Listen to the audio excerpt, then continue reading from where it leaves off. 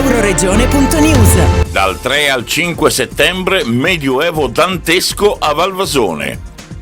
La Vita Nova sarà la rievocazione medievale, presentato l'evento più suggestivo a Valvasone con l'assessore regionale Sergio Emilio Bini e il sindaco di Valvasone Arzene Marcus Mormail. Evento che sicuramente funzionerà, come dire, le attenzioni che vengono richieste sono doverose perché ci troviamo comunque, seppur nella fase finale, ancora come dire vincolati da questo benedetto o maledetto, forse meglio dire maledetto virus che ci ha condizionato e ci sta condizionando da 2 anni, però è un evento che parte in maniera importante in una località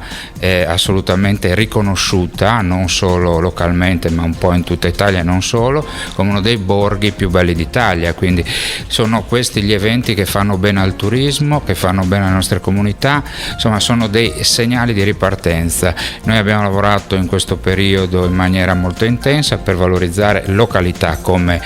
Valvasone Arzene e siamo certi che, nonostante, come dice lei, le giuste attenzioni che si dovranno prestare durante la manifestazione come dire ripartirà alla grande. Quest'anno parliamo di Dante, della Vita Nova, questa opera che è l'opera giovanile di Dante, che forse è ovviamente meno conosciuta della Divina Commedia, ma che ha un messaggio di fiducia che è quello che vogliamo trasmettere quest'anno, e soprattutto poi la manifestazione sarà aperta alle famiglie con un bellissimo gioco pensato per i bambini che avranno l'opportunità di conoscere i nuovi mestieri